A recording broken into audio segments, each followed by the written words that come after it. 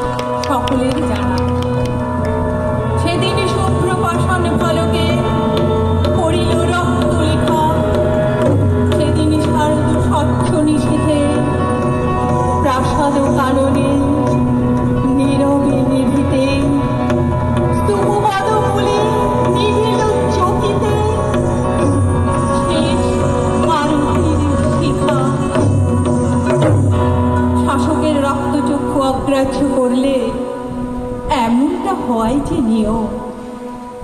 পূজারিনীর মৃত্যু হয়, কিন্তু তার শ্রদ্ধা ভক্তি ও সমর্পণই হয়ে ওঠে নারীর বলিষ্ঠ প্রতিভা।